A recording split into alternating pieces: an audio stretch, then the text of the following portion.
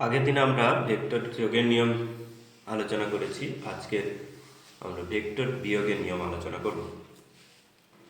Vector যোগের নিয়ম থেকে কিন্তু ভেক্টরের বিয়োগ এই ধারণা পাওয়া যায়। কিভাবে না, দেখো, আমি যদি বলি 10 মিটার পূর্ব যুক্ত 10 মিটার পশ্চিম, এটা একটা সরণকে বোঝাচ্ছে, এটা একটা সরণকে বোঝাচ্ছে। এটাকে আমি কি করি, অ্যাকচুয়ালি 10 মিটার পূর্ব মাইনাস 10 মিটার পূর্ব বলতে পারি, তখন কিন্তু এদের বিয়োগ করা যাবে। দেখো, 10 মিটার পূর্ব প্লাস 10 মিটার পশ্চিম, 10 মিটার পূর্ব দিকে গেল, আবার 10 মিটার পশ্চিমে ফিরে এলো। তাহলে এদিকে গেছিল, আবার একই দিকে এতটা ফিরে এসেছে, তার মানে তার সরণ হলো কত? 0। এখানে আমরা কি করলাম? যোগ করলাম। দেখো, এদিকে গেল আর এদিকে গেল, S1, এটা হলো S1 আর এটা হলো S2।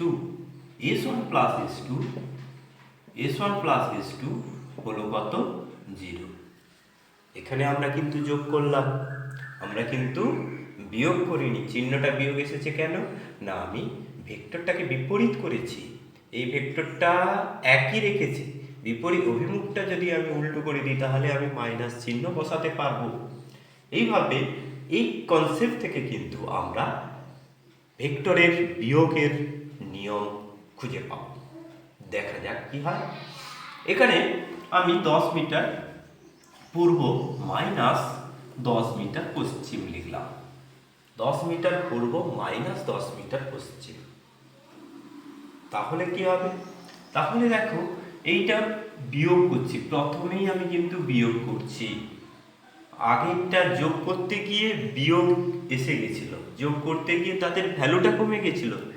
এবারে দেখো, আমরা বিয়োগ করছি 10 মিটার পূর্ব দিক মাইনাস 10 মিটার পশ্চিম দিক।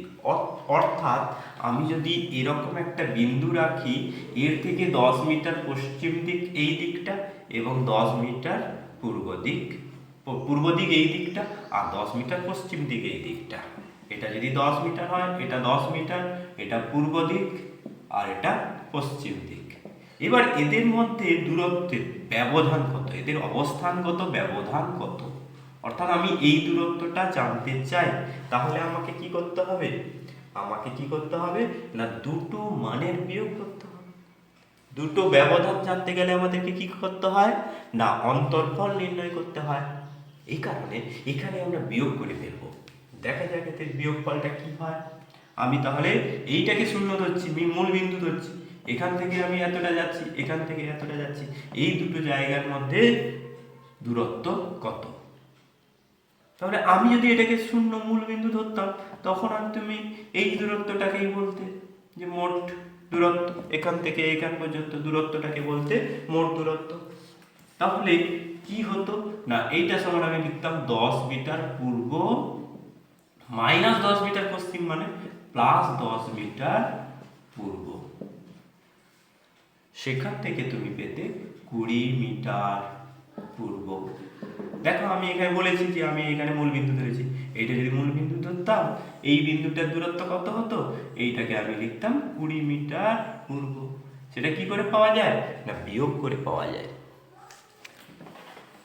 এবারে আমরা, এটা তো আমরা একটা সহজ হিসেব দিলাম, ভেক্টরের এক রেখা বরাবর থাকলে দুটো ভেক্টরের যোগ বিয়োগ করা যায়, এটা আমরা দেখলাম। কিন্তু ভেক্টরের যদি তাদের মধ্যে যদি কোণ থাকে, সেক্ষেত্রে কি হবে?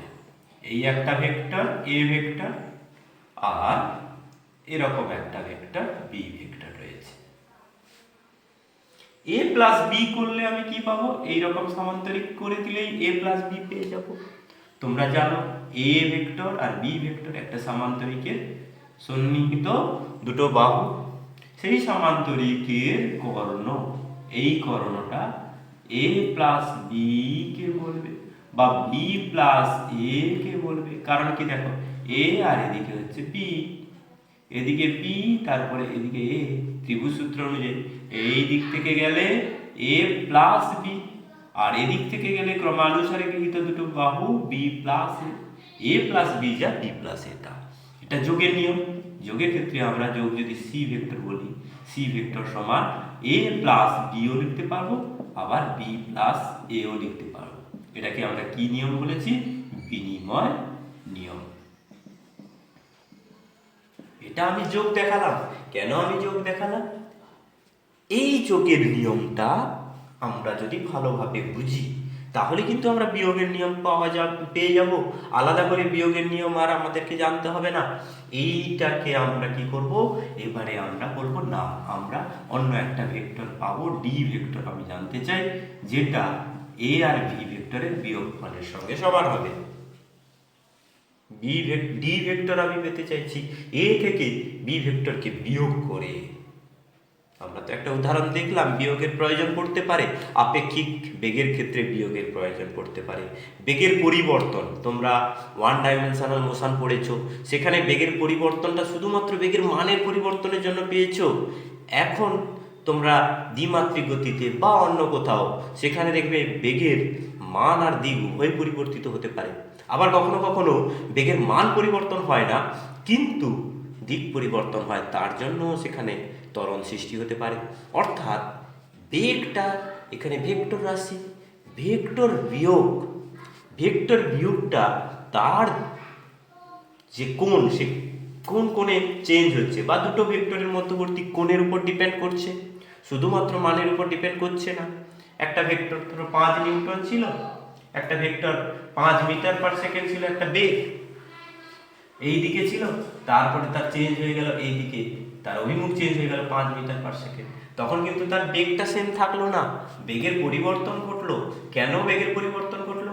না, বেগের মান একই আছে, এইটা সেম আছে, কিন্তু দিকটা সেম নেই, এইটা সেম নেই। সেই ক্ষেত্রে তোমাকে বেগের পরিবর্তনটা বোঝার জন্য এখানে বিয়োগ করতে হবে। যাকে ভেক্টর যোগের বিয়োগের নিয়মটা আমরা আগে শিখে নিই, তারপরে তো আমরা অ্যাপ্লিকেশনে আসবো।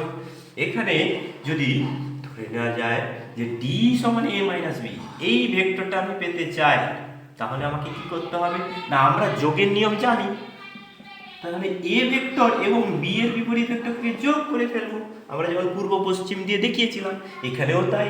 এ ভেক্টর আমরা আরো সোজা করে আমি যদি বলি, ধরো 3 প্লাস 4 সমান 7 হয়, আমরা জানি, কিন্তু আমি বিয়োগ জানি না, 3 মাইনাস 4 সমান কত হয় জানি না। তাহলে আমি কি করব?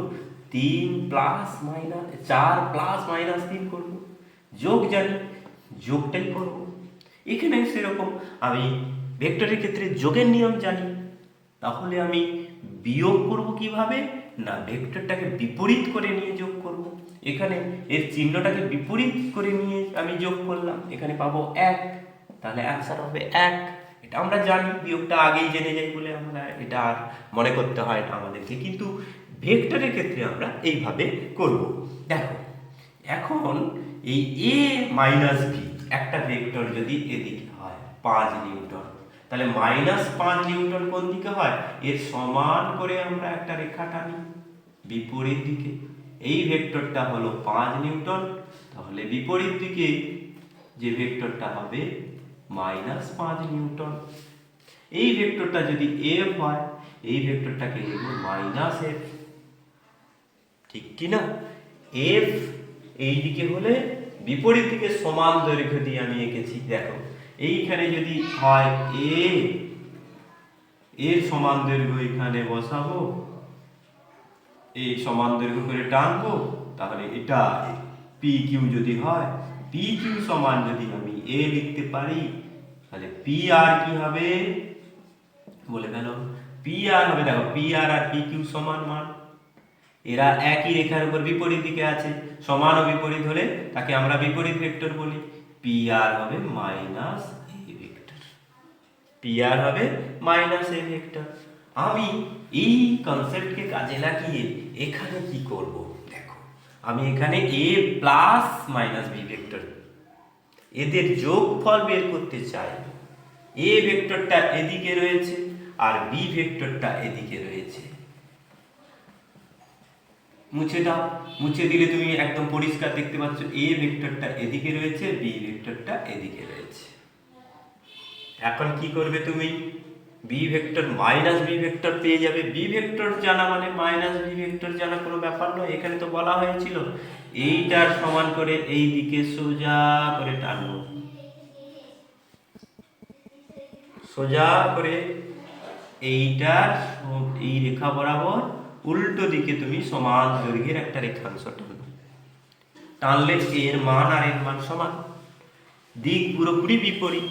তাহলে এইটা যদি বি হয় এইটা হবে মাইনাস বি ভেক্টর। ক্লিয়ার? একদম একদম ক্লিয়ার। তাহলে এখানে এ ভেক্টর আর এইটা হলো, আমি নাম দিলাম সি ভেক্টর। এ ভেক্টর আর সি ভেক্টর, এইটা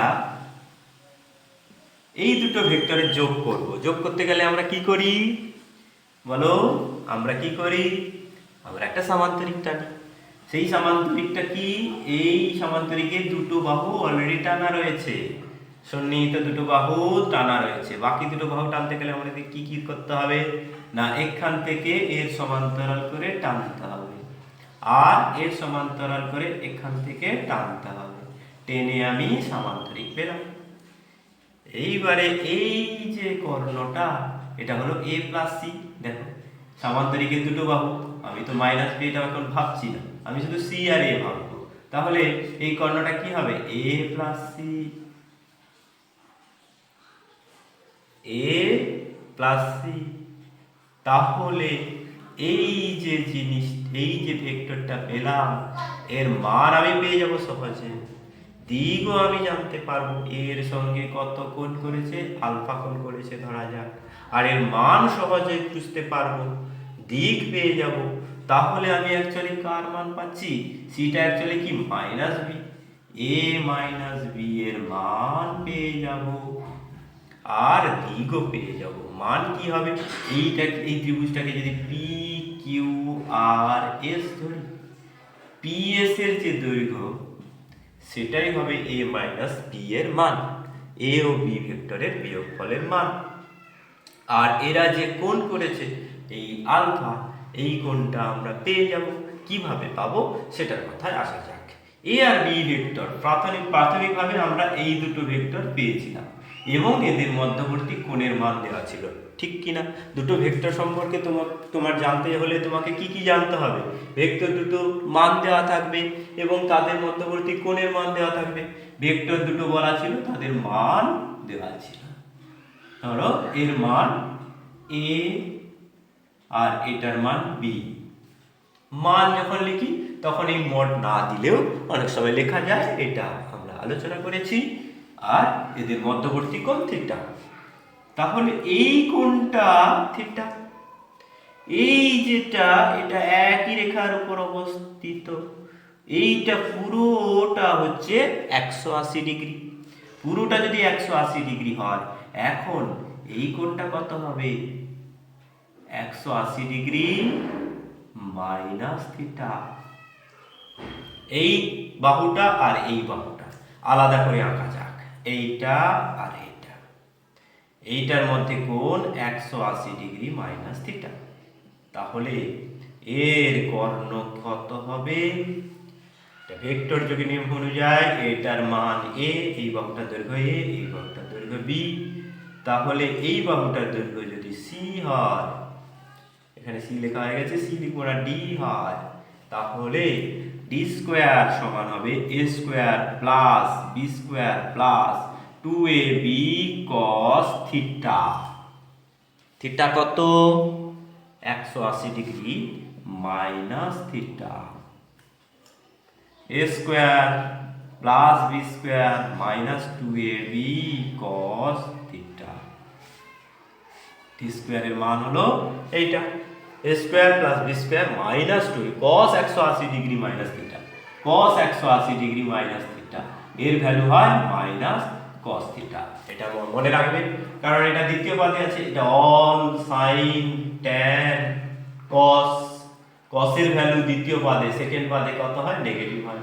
180 ডিগ্রি মাইনাস থিটা, থিটাটা একটা সূক্ষ্মকোণ, সূক্ষ্মকোণ হলে এটা কি হবে, cos থিটার ভ্যালু এখানে cos 180 ডিগ্রি মাইনাস থিটার ভ্যালু 90 ডিগ্রির থেকে বেশি হবে, 180 ডিগ্রি থেকে কম হবে। তার মানে দ্বিতীয় পাদে আছে, দ্বিতীয় পাদে cos এর ভ্যালুটা নেগেটিভ হবে, sin এর ভ্যালু পজিটিভ হয়। দ্বিতীয় পাদে শুধুমাত্র sin এর ভ্যালু পজিটিভ হয়, cos এর ভ্যালু নেগেটিভ হবে। আর সেই ভ্যালুটা কত হয়? cos 180 ডিগ্রি মাইনাস থিটা সমান মাইনাস cos থিটা। অর্থাৎ ডি স্কোয়ার সমান এইটা পেলাম, ডি এর ভ্যালু পাবো A square plus B square minus 2ab cos theta. এই সূত্রটা কোথা থেকে পেলাম? এটা যোগের নিয়ম থেকে পেলাম, ভেক্টর যোগের নিয়ম থেকে। এই ভেক্টরটা যোগ করেছি, এই ভেক্টরের মান a, এই ভেক্টরের মান b, এদের মধ্যবর্তী কোণ 180 ডিগ্রি মাইনাস থিটা, এইভাবেই পেলাম।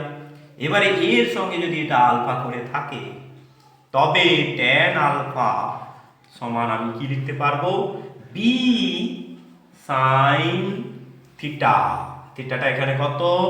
180 ডিগ্রি মাইনাস থিটা।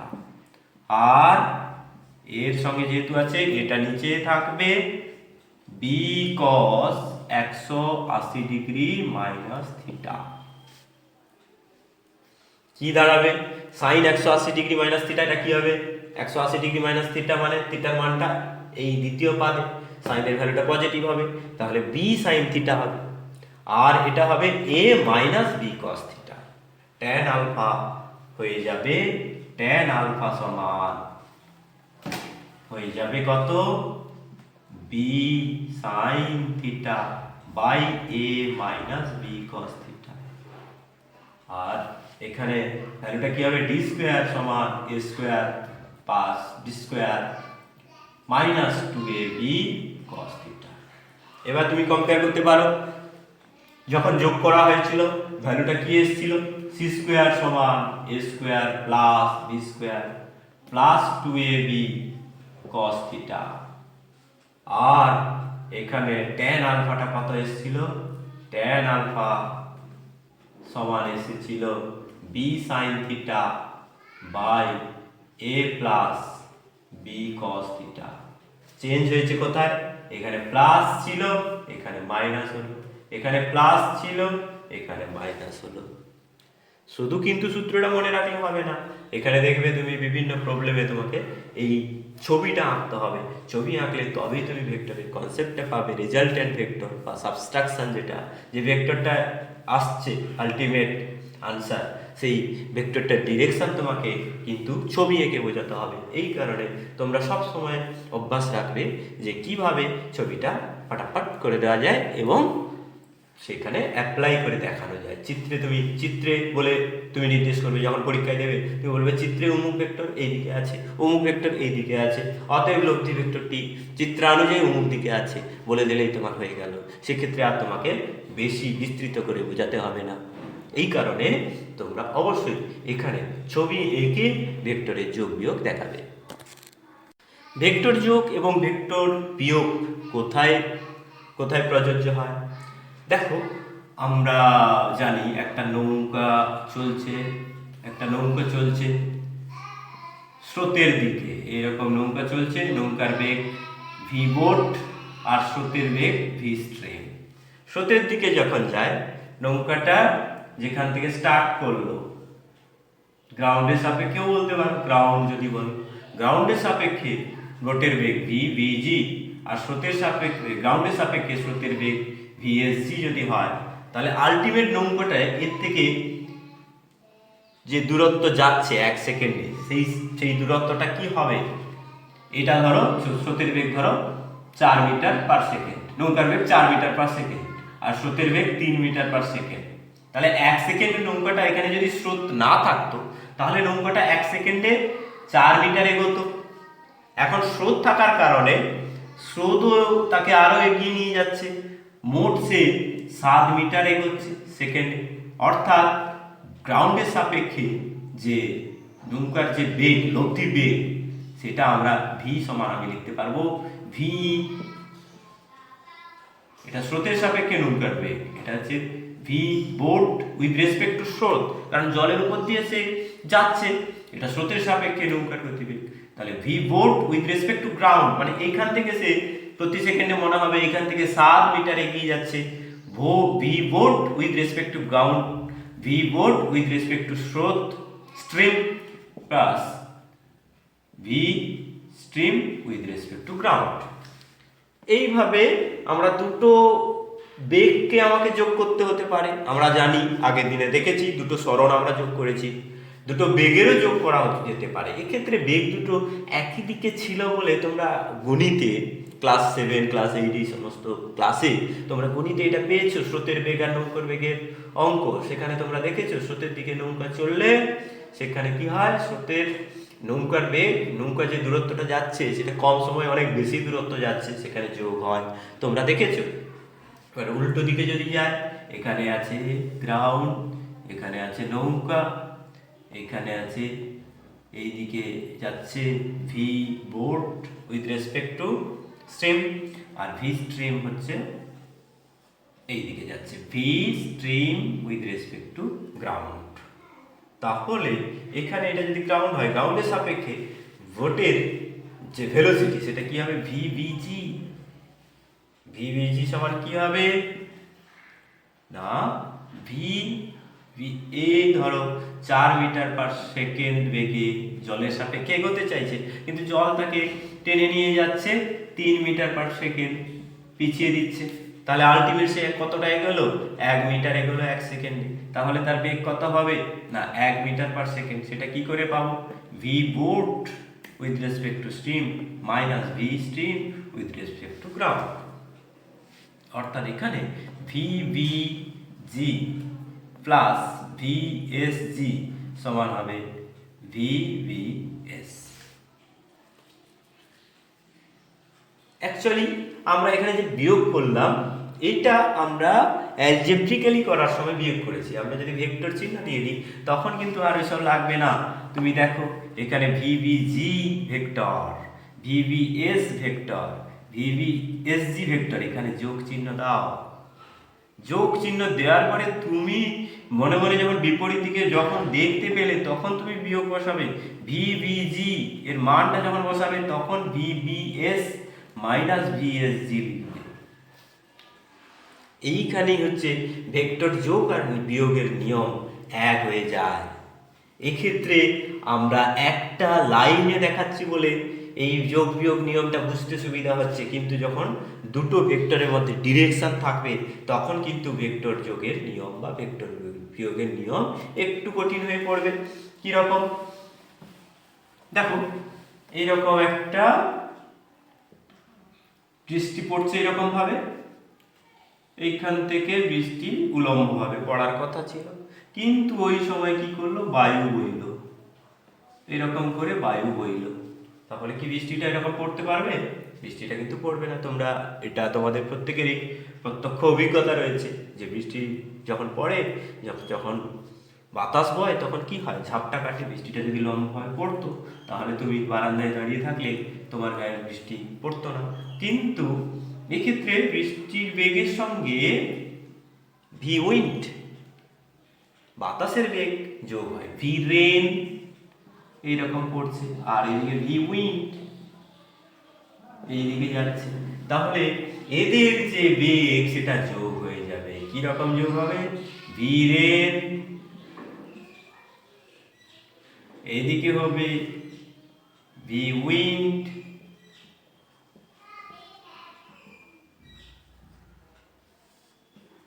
আলটিমেট বৃষ্টিটা তোমার দিকে এইভাবে কোণে করে আসবে। এখানে কিন্তু ভেক্টর যোগ লাগলো। ভি রেজাল্টেন্ট সমান হবে V rain minus plus V wind, এখানে ভেক্টর যোগ লাগলো। এবার তোমাকে দিয়ে দিল ভি রেন, দিয়ে দিল 4 মিটার পার সেকেন্ড উলম্ব ভাবে বলে দিল, আর ভি উইন্ডটা অনুভূমিক ভাবে বলে দিল 3 মিটার পার সেকেন্ড। তাহলে তুমি কি পাবে, এদের লব্ধির মান কত পাবে, কত জোরে তোমার গায়ে এসে বৃষ্টিটা পড়লো বলে মনে হবে না, ভি রেজাল্ট্যান্ট। ভি রেজাল্ট্যান্টের ভ্যালু কি হবে না, V rain square plus V wind square plus 2 V rain V wind into cos theta. এখানে মজা, কি মজা না, এদের মধ্যে কোন 90 ডিগ্রি হয়ে গেছে, 90 ডিগ্রি হয়ে যাওয়া মানে cos 90 ডিগ্রি 0, এটা পুরোটা বাদ হয়ে যাবে। তুমি ডাইরেক্ট এটা দেখে লিখে দিতেও পারো, কেউ কিচ্ছু বলবে না তোমাকে। V range square plus V win square সমান হবে 3 স্কোয়ার প্লাস 4 স্কোয়ার সমান 5 মিটার পার সেকেন্ড। বায়ু ওয়েভ হওয়ার জন্য দেখো তোমার যে বেগে বৃষ্টি পড়ছিল তার থেকে বেশি বেগে পড়ছে বলে মনে হচ্ছে, কি মুশকিল। কিন্তু এখানে আমরা যেটা আলটিমেট, যেটা আমাদের উপলব্ধিটা বেশি করে হয়েছে, যে বৃষ্টিটা বেঁকে যাচ্ছিল, বৃষ্টির দিকটার পরিবর্তন হয়েছিল, সেটা উলম্ব থেকে কতটা বেঁকে গেল দেখে নেওয়া যাক না। ট্যান আলফা সমান কি হয়, ভেক্টরের সূত্র অনুযায়ী ট্যান আলফা সমান কি হবে, রেনের সাপেক্ষে নিচ্ছি, তাহলে V wind cos theta sin theta by V rain plus V wind cos theta. তাহলে ভি উইন্ডটা এখানে কত, 3, আর sin 90 degree by V rain হচ্ছে 4, ভি উইন্ডটা 3, ভি রেনটা 4 প্লাস 3 cos 90 ডিগ্রি। এগুলো যদি নাও বসাতাম কি হতো না? হ্যাঁ, এটা তো দেখছি, এটা তো একটা এটা আয়তক্ষেত্র, এখানে কি হবে, এখানে এটা ত্রিভুজ, এই ত্রিভুজ এটা সমকোণী ত্রিভুজ, এইটা লম্ব বাই ভূমি করে দিলেই হতো। কিন্তু আমরা ভেক্টর যোগের নিয়মে বসিয়েছি, বসিয়ে আমরা দেখতে পেলাম এটা 1 বাদ দাও, এটা cos 90 ডিগ্রি বাদ দাও, 3/4 হয়ে যাচ্ছে। ট্যান আলফার মান 3/4, আগের একটা ভিডিওতে আমি দেখিয়েছি, বলো দেখি কে পারবে। 3 আর এটা 4, এটা আলফা, ট্যান আলফা সমান 3/4, 3/4 যখন হয় ট্যান আলফার মান মনে রাখবে 37 ডিগ্রি হয়, আলফা সমান 37 ডিগ্রি, ট্যান আলফা সমান 3/4 হওয়া মানে আলফার মান 37 ডিগ্রি হবে। অর্থাৎ এই বৃষ্টি উলম্বের সঙ্গে 37 ডিগ্রি কোণ করে আমার দিকে আসছে বলে বা তোমার দিকে আসছে বলে মনে হবে। কেমন? এইখানে ভেক্টর যোগ অ্যাপ্লিকেবল, ভেক্টর বিয়োগ কোথায় অ্যাপ্লিকেবল হবে দেখে নেওয়া যাক। ভেক্টর বিয়োগ কোথায় অ্যাপ্লিকেবল হবে, দেখো রিলেটিভ বেগ, আপেক্ষিক গতি, আপেক্ষিক গতিবেগ, আপেক্ষিক গতিবেগ বা রিলেটিভ ভেলোসিটি, ভেলোসিটি জানতে গেলে আমাকে কি করতে হয় না, হচ্ছে একটা বেগ থেকে আর একটা বেগ বিয়োগ দিতে হয়। ধরো একজন ছুটছে এইদিকে, আর একজন ছুটছে এইদিকে, এখান থেকে শুরু করেছে, আমি এটা গ্রাউন্ড ধরলাম, জি ধরলাম, কিছুক্ষণ পরে এ গেল এখানে আর এ গেল এখানে, এই এ যদি পি হয়, দরকার নেই এ দিয়ে এ, এটা যদি বি হয়, তাহলে আমি কার সাপেক্ষে কার আপেক্ষিক বেগ নেব, স্বাভাবিকভাবে যে এগিয়ে যাচ্ছে তার আপেক্ষিক বেগ নেব, কার সাপেক্ষে নেব যে পিছিয়ে আছে। এইটা যদি বি হয়, এটা যদি এ হয়, তাহলে বি এর সাপেক্ষে এর আপেক্ষিক বেগ কত হবে, এখানে স্টার্টিং পয়েন্ট t = 0 আর এখানে t = t, t সময়ে এ এত দূর এসেছে আর এ এত দূর এসেছে। অর্থাৎ আমরা যদি দেখি এইখান থেকে যদি দেখি এ এতটা এগিয়েছে আর এ এতটা এগিয়েছে, এর সাপেক্ষে কতটা এগিয়েছে এইটা, আমি যদি মনে করি এটা এ এ ড্যাশ দেব, এটা বি বি ড্যাশ দেব, আর এখানে আমি সি দেব এই সোজাটা, তাহলে দাঁড়াবে কি না, B B dash equals to B B dash equals to sorry A A dash equals to B B dash plus B dash C. এই দূরত্বটা আমি দেখতে পাচ্ছি, এর সাপেক্ষে এ যখন ফিরে তাকাবে এদিকে, এ বলবে আমি তো এর থেকে এগিয়ে গেছি। কিসের জন্য সে এগিয়ে গেছে, এর থেকে এর বেগ বেশি বলে, এই বি এর থেকে এর বেগ বেশি বলে, এই বি এর সাপেক্ষে এর রিলেটিভ বেগ, এর তো এই দিক থেকে কত জোরে ছুটছে দেখার দরকার নেই, এই দিকে এর থেকে কত জোরে ও ছুটছে সেটাই ওর দেখার উদ্দেশ্য, যে আমি কত এগিয়ে যাচ্ছি। এই জন্য এটাকে বলা হচ্ছে আপেক্ষিক, রিলেটিভ ভেলোসিটি। আর এমনি যদি স্পিড দেখা হয়, এখান থেকে দুজনের স্পিড দেখলে এরও নিজস্ব স্পিড পেয়ে যাবে, এরও নিজস্ব স্পিড পেয়ে যাবে, এর নিজস্ব স্পিড আর এর নিজস্ব স্পিড থাকলেই আপেক্ষিক গতিবেগ আমরা পেয়ে যাব এই কনসেপ্ট থেকে। এ গিয়েছে এ ড্যাশ টি সময়ে এগিয়েছে, এ গিয়েছে বি বি ড্যাশ টি সময়ে এগিয়েছে। সবগুলোকে আমি এই ইকুয়েশনটাকে টি দিয়ে ভাগ করলাম, তাহলে এটা কি পাবো? এটা ভি এ এর গতিবেগ, এটা কি পাবো? V B. আর এইটা হলো রিলেটিভ আপেক্ষিক দূরত্ব এ টি সময়ে কতটা সরেছে, এইটা হবে V relative plus V relative, V A VB plus V A equals to VB plus V relative. বুঝতে পারা গেছে? এবারে আমি এটাকে আর এত এক্সপ্লেন করার দরকার হবে না, তোমরা বুঝে নিয়েছো। এবারে আমি লিখতে পারি ভি রিলেটিভ সমান ভি এ মাইনাস ভিবি। এটা কার সাপেক্ষে কার আপেক্ষিক বেগ? এক্ষুনি আমরা আলোচনা করেছি, এই বি এর সাপেক্ষে এর আপেক্ষিক বেগ, বি এর সাপেক্ষে এ এর আপেক্ষিক বেগ ভি রিলেটিভ সমান হবে ভি এ মাইনাস ভিবি। এই আপেক্ষিক বেগ নির্ণয় করার জন্য আমাদের ভেক্টর বিয়োগ জানতে হয়। ভেক্টর বিয়োগের নিয়ম আমরা এক্ষুনি জেনেছি। আপেক্ষিক বেগের ধারণা, আপেক্ষিক বেগের ক্যালকুলেশন আমরা ওই ভেক্টর বিয়োগের নিয়ম থেকে পেয়ে যাব।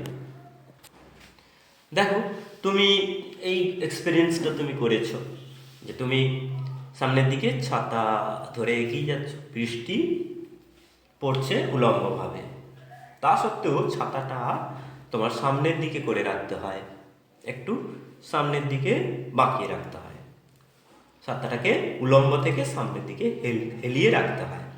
এই কতটা হেলাবে সেটা নির্ভর করবে কিসের উপর? বৃষ্টির গতিবেগ আর তোমার গতিবেগের উপর। বৃষ্টির যে ডিরেকশন, গতিবেগের ডিরেকশনটা আমরা প্রাথমিকভাবে বৃষ্টিটার সেখানে বাতাসের প্রভাব নেই ধরে নিয়ে বৃষ্টিটা স্থির বাতাসে পড়ছে, উলম্বভাবে পড়ছে বলে যদি ধরে নিই, সেক্ষেত্রে আমার বেগ যত বাড়বে তত হচ্ছে আপেক্ষিক গতিবেগের যে দিকটা সেটা উলম্ব থেকে একটু বেশি হবে। এটাও তুমি এক্সপিরিয়েন্স করেছো, ভেবে দেখো। তুমি যখন সাইকেলে যাচ্ছ, হেঁটে যাওয়ার সময় তোমাকে যতটা কাত করতে হয়, সাইকেলে যাওয়ার সময় ছাতাটাকে আরও সামনের দিকে বেশি কাত করে ধরতে হয়, হেলিয়ে ধরতে হয়। তাহলে কতটা ছাতাটাকে হেলাতে হবে সেটা আমরা এই সূত্র থেকে, অর্থাৎ relative velocity of rain with respect to man বা ইউ, তোমার সাপেক্ষে রিলেটিভ ভেলোসিটিটা বৃষ্টির কত সেইটা তোমাকে বের করতে হবে। দেখা যাক কিভাবে বের করা যায়। আবারও আমরা সাইকেলের স্পিড মোটামুটি আমাদের যেরকম হয় 10 কিমি পার ঘন্টা দিয়ে দিলাম, বৃষ্টিটা পড়ছে এরকম, সাইকেল ভি, সাইকেল ভিসি, আর ভি রেন দিয়ে দিলাম 10 কিলোমিটার পার ঘন্টা।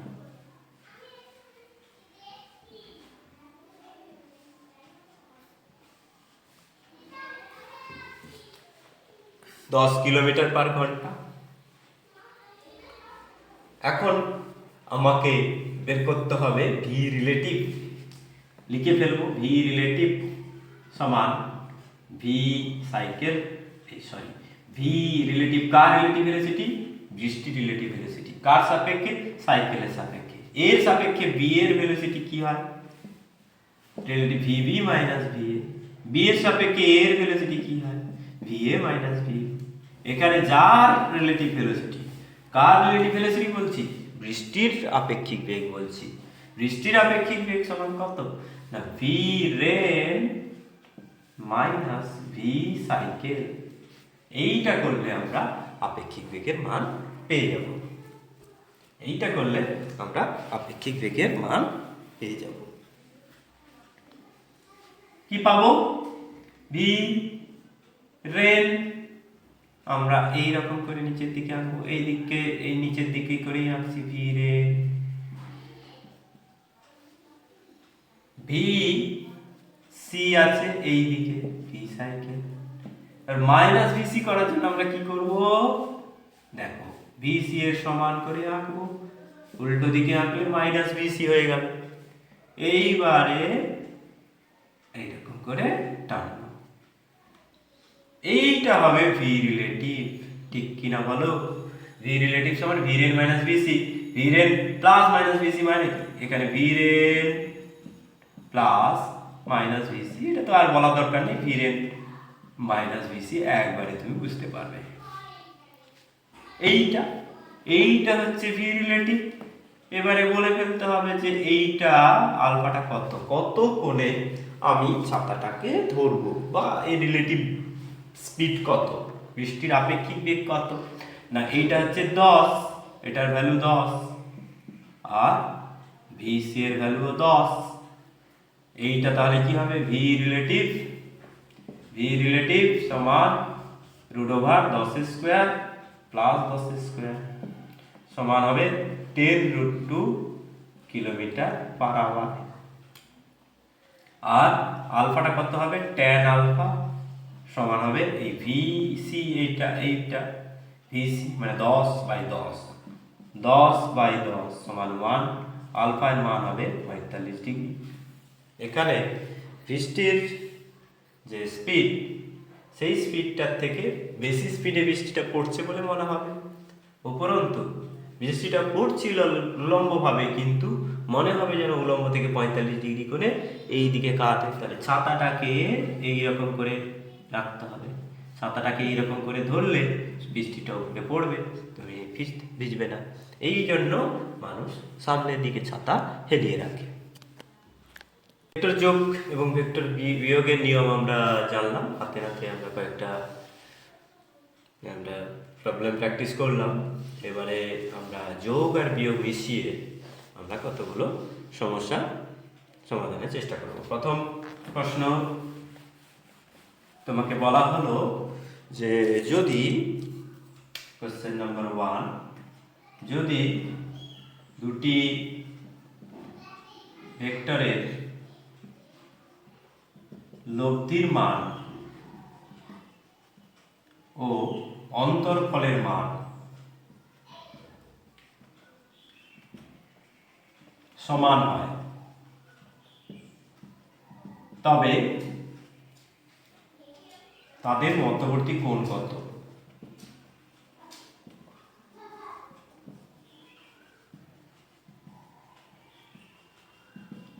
দুটো ভেক্টরের লব্ধির মান, দুটো ভেক্টর এ আর বি, তাদের মধ্যবর্তী কোণের মান ধরে নাও থিটা। লব্ধির মান c² সমান a² plus b² plus 2ab cos theta.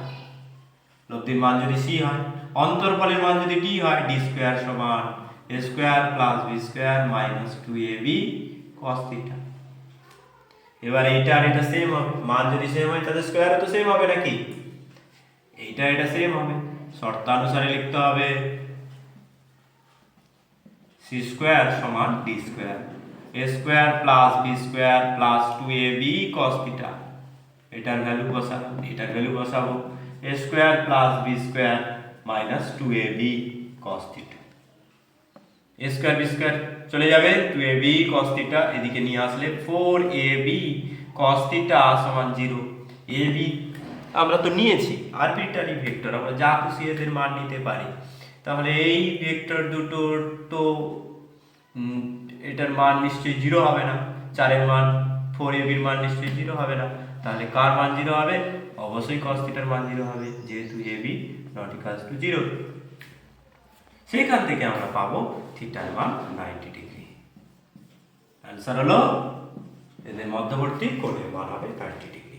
এবারে জিওমেট্রিক্যালি সেটাকে তুমি দেখে নাও, এদিকে a আবার এদিকে b, a প্লাস b হবে এই আয়তক্ষেত্রটা কোঅর্ডিনেট যে দৈর্ঘ্য a প্লাস b এর মান। এবার এদিকে a মাইনাস b হবে এইদিকে। এই ক্ষেত্রেও আয়তক্ষেত্রটা সমান হচ্ছে, এর কর্ণের দৈর্ঘ্য সমান। এই কারণে বলছে দুটি ভেক্টরের লব্ধির মান অন্তরফলের মান সমান। এই দুটোর এবারে এইটা 90 ডিগ্রি হওয়ার জন্যই এটা সম্ভব। দুটো ভেক্টরের মধ্যবর্তী কোণের মান 90 ডিগ্রি হয়েছিল বলে তাদের বিয়োগ করার সময় আমরা 90 ডিগ্রি, দেখো 180 ডিগ্রি মাইনাস থিটা, এখানে থিটাটা কত 90 ডিগ্রি, দুটোই আমরা 90 ডিগ্রি পেয়েছি। আমরা যদি এটা হিসেবও না করি তাহলেও আমরা এই জ্যামিতি থেকে বা আমাদের কনসেপশন থেকে আমরা কিন্তু এটা বলতে পারবো।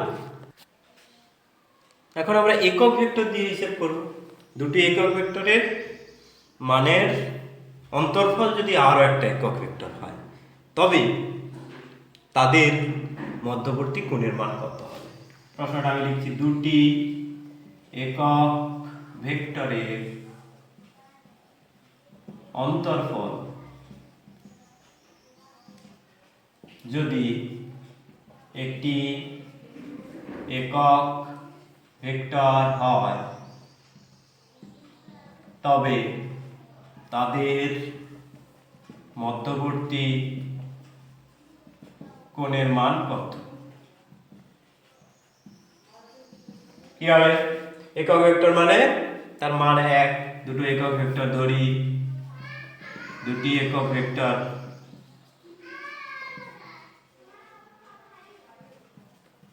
হলো a ক্যাপ b ক্যাপ। একক ভেক্টর মানে এর মান হবে 1, b ক্যাপের মানও হবে 1 এবং এদের মধ্যবর্তী কোণ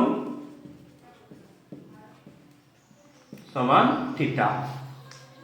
তাহলে এদের অন্তর্ফল কি হবে, a cap minus b cap. এই অন্তর্ফল মানে কি, mod a cap minus b cap.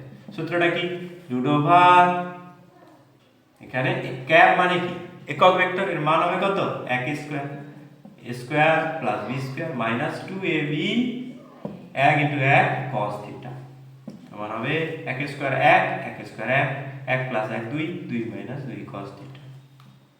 এই ভ্যালুটা বলা আছে শর্তানুসারে, পরের লাইনে তোমরা লিখবে, আমি এক লাইনে লিখছি, 1 সমান এটা স্কয়ার করে দাও, 1 সমান হবে 2 মাইনাস 2 cos থিটা। এইটাকে এদিকে নিয়ে চলে আসো, 2 cos থিটা সমান হবে 2 cos থিটা সমান হবে কত, 2 মাইনাস 1 1 cos থিটা সমান কি হবে cos থিটা সমান হাফ। থিটা এর মান কত হবে, cos থিটা হাফ হলে থিটার মান 60 ডিগ্রি।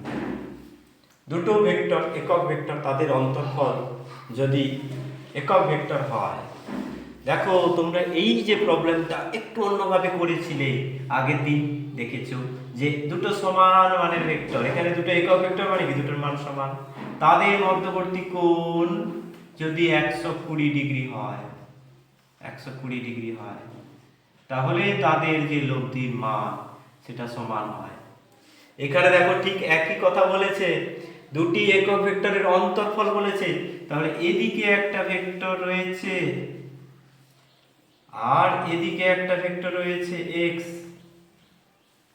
এইটার মান 60 ডিগ্রি হলে অন্তর্ফল করতে গেলে কি করতে হবে, উল্টো দিকে ভেক্টরটাকে সমান, বিপরীত ভেক্টর সমান মানের আমি টেনেছি, টেনে তার যোগ করলে কি হয়, একই মান পাওয়া যায়। যেহেতু এটা x, এটাও x, এটাও x, এটাও x, এটা যদি 1 হয় এটাও হবে 1, এটাও হবে 1, এটাও হবে 1, ঠিক এটা পেলে সমস্ত প্রবলেমগুলোকে কিন্তু রিলেট করতে হবে, তবেই তোমার কনসেপশন আরো ভালো হবে।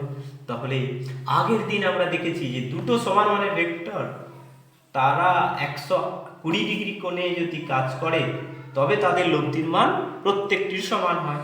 এক্ষেত্রেও তাই, দুটো সমান মানের ভেক্টর একক ভেক্টর মানে প্রত্যেকটার মান 1, দুটো সমান মানের ভেক্টর তাদের যে মধ্যবর্তী কোণ 60 ডিগ্রি, 60 ডিগ্রি হওয়ার জন্য তাদের অন্তর্ফলের মধ্যবর্তী কোণ, অন্তর্ফল নেওয়ার সময় বিপরীত ভেক্টর নিতে হয়, তাদের অন্তর্বর্তী কোণ হবে 120 ডিগ্রি।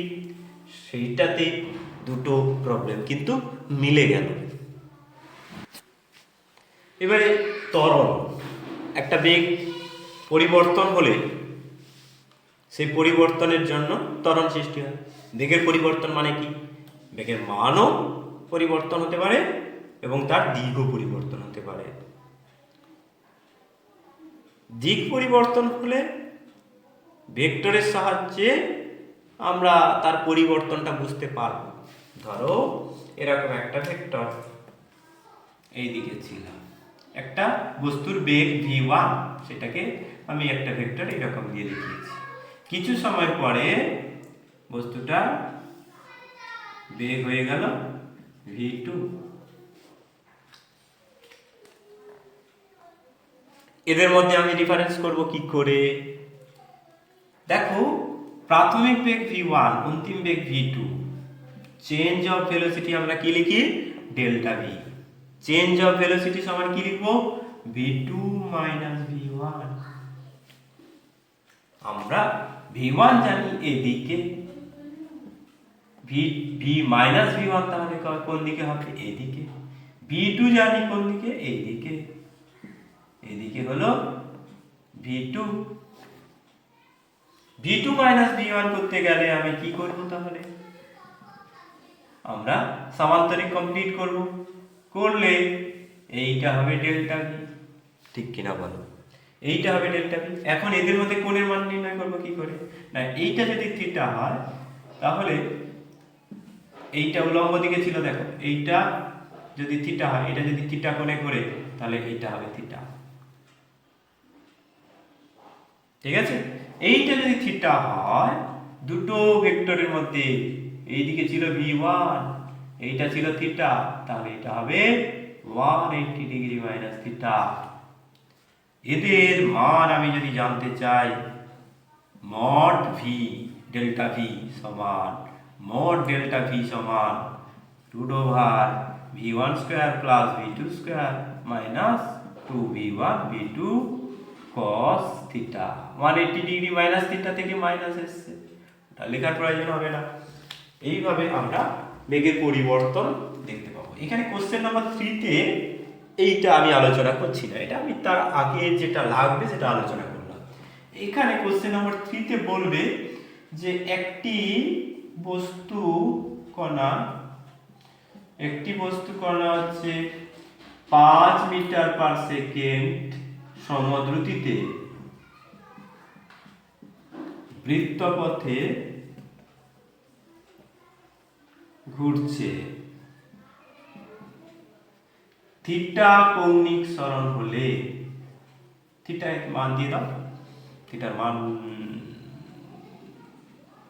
কত দেবে? 60 ডিগ্রি। 60 ডিগ্রি কৌণিক সরণ হলে বেগের পরিবর্তন কত?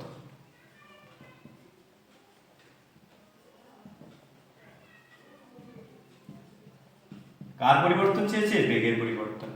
কি সমান আছে? সমদ্রুতিতে চলছে, মানে বেগের মানটা সমান আছে। v1 এর মানটাও তাহলে এখানে v1 এর মান কত? আগের এটা আলোচনা ছিল বলে আমার সুবিধা হলো। v1 এর মান কত? এখানে v2 আঁকতে পারবো না, যাই নেই, একটু কমিয়ে দেওয়া যাক। এখানে থিটা, এইখানে থিটা করে দাও। এখানে v2 এর মান কত? সেই 5। v1 এর মান কত? একই 5। থিটার ভ্যালু কত?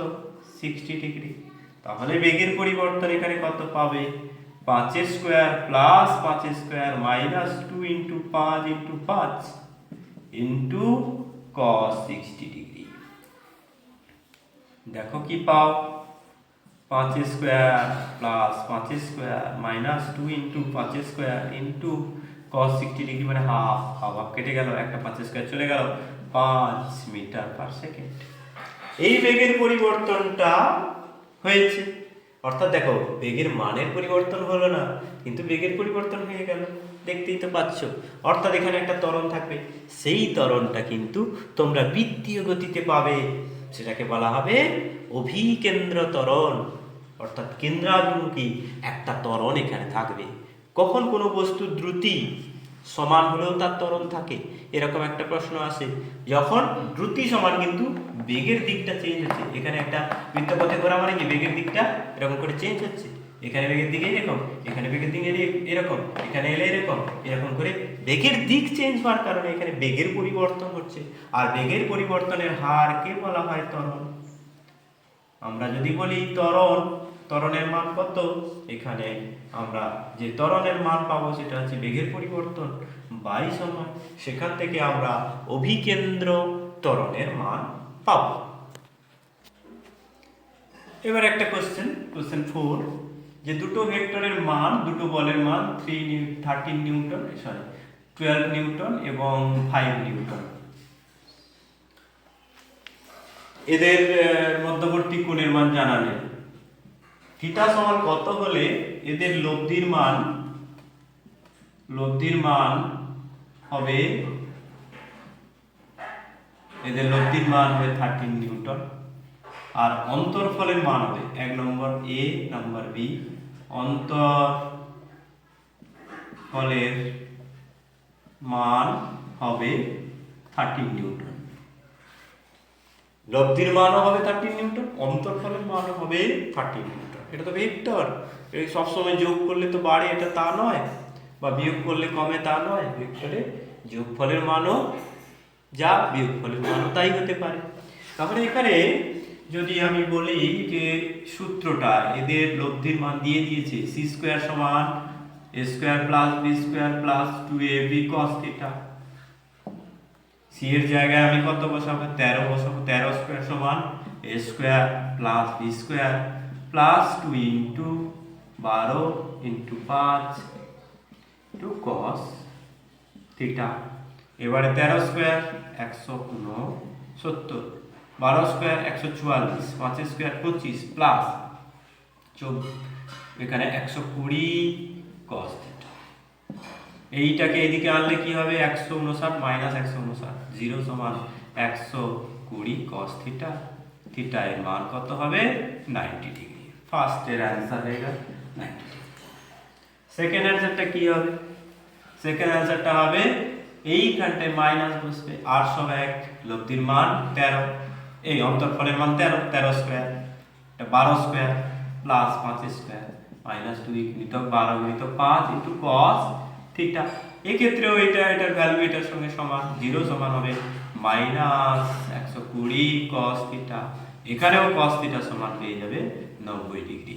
থিটা cos থিটার ভ্যালু পেয়ে যাবে 0, থিটা ইকুয়ালস টু 90 ডিগ্রি। দেখো, যোগ আর বিয়োগ দুটোকে এক জায়গায় করার জন্য আমি এই প্রশ্নটা আলোচনা করলাম। একটু আগে আমরা একটা প্রশ্ন দেখেছিলাম, ফার্স্ট কোশ্চেনটা সম্ভবত ছিল যে দুটো ভেক্টরের লব্ধির মান এবং অন্তরফলের মান সমান। এখানেও লাস্ট কোশ্চেনে আমরা পেলাম দুটো ভেক্টরের লব্ধির মান এবং অন্তরফলের মান সমান। ভেক্টরের সময় তুমি কথাগুলো ভালো করে শুনবে, যে লব্ধির মান বলেছে, মান সমান বলেছে। এবার তোমাকে যদি বলে না দুটো ভেক্টরের যোগফল লব্ধি এবং অন্তরফল সমান, অন্তরফলের মান বলেনি কিন্তু, তাহলে মড সমান নয়, এই দুটো সমান, তাহলে তুমি ভেক্টর দুটো সম্পর্কে কি সিদ্ধান্তে আসতে পারো? তুমি এখানে যদি এদিকে নিয়ে আসো বি, এদিকে মাইনাসটাকে এদিকে নিয়ে আসলে প্লাস বি হয়ে যাবে, আর এদিকে নিয়ে আসলে হবে 2a sorry a minus a, 2b সমান হবে 0 ভেক্টর, আর b সমান হবে 0। এইরকম ক্ষেত্রে অর্থাৎ দুটো ভেক্টরের যোগফল আর বিয়োগফল, বিয়োগফল মান নয় কিন্তু, যোগফল আর বিয়োগফল সমান হওয়া সম্ভব নয়। যদি সমান হতে হয় তাহলে একটা ভেক্টরকে অবশ্যই নাল ভেক্টর হতে হবে, এটা মাথায় রাখতে হবে। এইরকম হওয়া সম্ভব নয় কিন্তু এরকম হওয়া সম্ভব, এরকম হলে তখন থিটাটা হয় 90 ডিগ্রি। ক্লিয়ার? দুটো ভেক্টরের যদি লব্ধি এবং অন্তরফলের মান সমান হয় তখন এটা, আর যদি শুধু বলে লব্ধি এবং অন্তরফল সমান, তাহলে ওই দুটো ভেক্টর সম্পর্কে তুমি কি ধারণায় আসতে পারো? তখন তুমি বলবে a may or may not equals to 0 হতে পারে, আবার নট ইকুয়ালস টু 0 হবে, আর b must be equals to 0 vector. Beta একটা নাল ভেক্টর হবে, এটা নাল ভেক্টর হতেও পারে আবার নাও হতে পারে। এই ধরনের প্রবলেম কিন্তু কম্পিটিটিভে পাওয়া যায়, সেখানে এমসিকিউতে অনেকগুলো অপশন থাকে, তার মধ্যে এই তিনটে যেখানে ম্যাচ করে সেই অপশনটাকে তোমাকে বাছতে হবে। তাহলে আমরা ভেক্টর যোগ এবং ভেক্টর বিয়োগের নিয়ম সম্পর্কে জানলাম। সেখানে তাদের মধ্যে সম্পর্ক একটা দিয়ে আর একটা আমরা পেলাম। তাদের যে ফর্মুলাগুলো সেগুলো আমরা মুখস্থ রাখবো, সবসময় আমাদের মনে রাখতে হবে। সেগুলো দিয়ে যাবতীয় প্রবলেম আসলে সেগুলো আমরা সলভ করতে পারবো। আর আমাদের যোগ আর বিয়োগ হয়ে গেল মানে কি, ভেক্টর ভাগ এবং ভেক্টর গুণ বাকি থাকলো। সেটা আমরা পরের দিন আলোচনা করব। তার আগে একটা জিনিস মনে রাখবে, এই যে ভেক্টর যোগ বা বিয়োগ করলাম, সমজাতীয় রাশি অর্থাৎ দুটো ভেক্টর যদি বিয়োগ হয় তবেই তাদের যোগ করা হবে। দুটো ভেক্টর যদি সরণ হয় তবেই তাদের যোগ দেওয়া যাবে। দুটো ভেক্টর যদি সরণ হলো, বেগ হলো আর কি, আর ধরো অন্য কিছু বেগ সরণ, অথবা তুমি বলতে পারো আরো বল হতে পারে। ভেক্টর বহু রকম ভেক্টর আছে, কিন্তু দুটো ভেক্টর একই হতে হবে। সমজাতীয় ভেক্টরের ক্ষেত্রে যোগ অথবা বিয়োগ করা যাবে। একটা ভেক্টরের সঙ্গে একটা স্কেলারের কিন্তু যোগ করা সম্ভব নয়, এটা করা সম্ভব নয়। একটা ভেক্টরের সঙ্গে একটা স্কেলারের বিয়োগ সম্ভব নয়। একটা ভেক্টর থেকে একটা স্কেলার বিয়োগ করা যায় না, যোগ করা যায় না। একটা ভেক্টরের সঙ্গে অন্য একটা ভেক্টর, এটা যদি বেগ হয়, এটা যদি ত্বরণ হয়, দুটো আলাদা ভেক্টর, সেই ক্ষেত্রেও কিন্তু হবে না। এইগুলো তোমাদের মাথায় রাখতে হবে, কারণ এইগুলো হামেশাই কম্পিটিটিভ এক্সামে আসে, প্রশ্ন আসে। ঠিক আছে, আজকে এই পর্যন্ত।